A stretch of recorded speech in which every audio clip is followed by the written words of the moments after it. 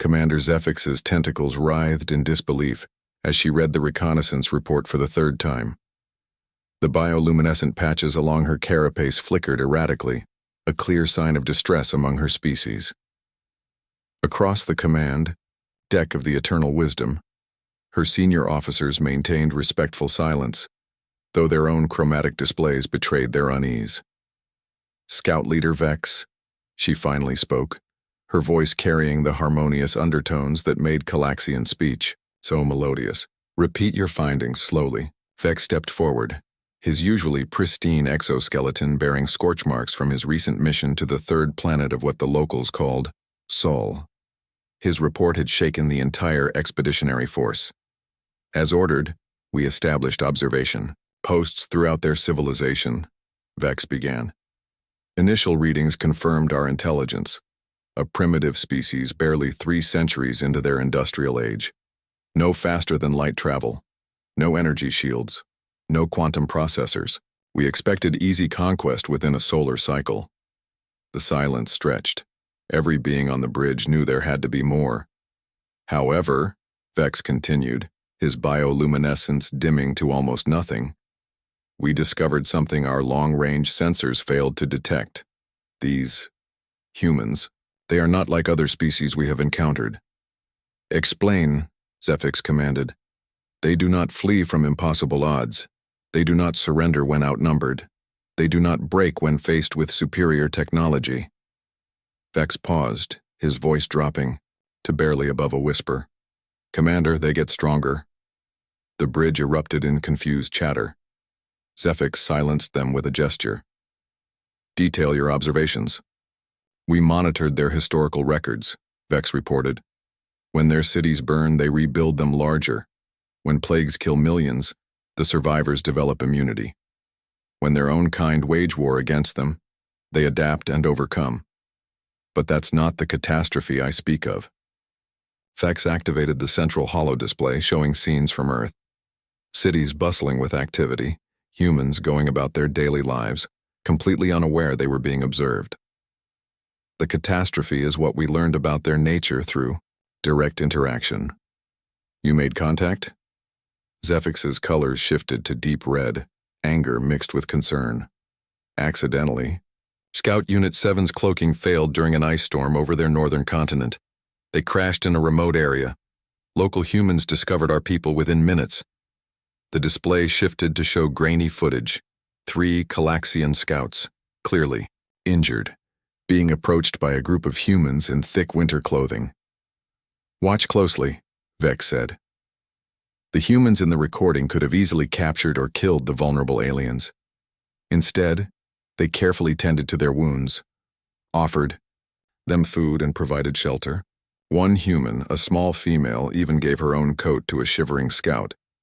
"They showed mercy to unknown invaders," Vex continued, "but that's still not the catastrophe."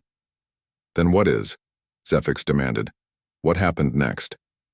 The display changed. Again. "Within 6 hours, the local human authorities arrived. We expected imprisonment, experimentation, dissection. Instead, the new footage showed humans setting up a medical facility around the crash site. Human doctors worked alongside human scientists, but not to harm the aliens, to heal them." "They saved our people," Vex said quietly. "Scout Unit 7 expected torture, they received surgery, they expected interrogation. They received translation devices so communication could begin. They expected execution, they received friendship." A junior officer's bioluminescence pulsed with confusion. "How is this a catastrophe?" Vex turned toward the officer, his colors cycling through patterns of grief and awe. "Because Scout Unit 7 told them everything." The bridge fell dead silent. "Not under duress," Vex continued, "not through torture or coercion. The humans were so kind, so genuinely caring that our scouts felt compelled to warn them about our fleet." Zefix felt her limbs go numb. "They revealed our mission?" "Worse, they revealed our location, our numbers, our weapons, our plans." Vex's voice carried notes of disbelief. "And do you know what the humans did with this information?" No one dared answer. "They offered to negotiate." to find a peaceful solution, to share their planet. Vex paused. Commander, they offered to help us. The display shifted one final time, showing a human in military uniform sitting across from Scout Unit 7's leader. The alien looked comfortable, relaxed even as he shared tactical information with someone who should have been his enemy. I don't understand, the junior officer whispered. Neither did I, Vex admitted. So I investigated further. I studied their history, their literature, their films. I learned about their capacity for what they call love, not just for their own kind, but for anything they perceive as vulnerable or in need. And this disturbs you how? Zephyx asked, though she was beginning to understand. Because it means we cannot defeat them, Vex said simply. We can destroy their cities, but they will rebuild. We can decimate their population, but they will adapt. We can conquer their world, but they will never truly surrender. And worst of all, he gestured to the display showing the rescued scouts, now working alongside human scientists. We cannot hate them. Anyone who spends time with humans becomes fond of them. They are infectious in their optimism, their curiosity, their compassion. Scout Unit 7 now refuses to return to the fleet. They want to stay on Earth. Zephyx stared at the display for a long moment. In her 3 centuries of military service, she had never encountered a problem like this. What do you recommend? She finally asked.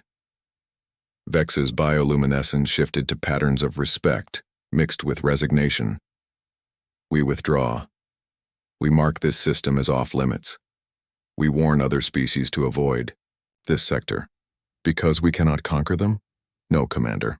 Vex looked directly at her, his meaning unmistakable. Because if we stay much longer, we won't want to. Zephyx turned back to the view screen showing Earth in all its blue-green glory. Somewhere down there, her scouts were probably sharing a meal with the very beings they had been sent to study for conquest. Set course for home, she commanded, and mark the report as classified. Some catastrophes are too dangerous to fully explain.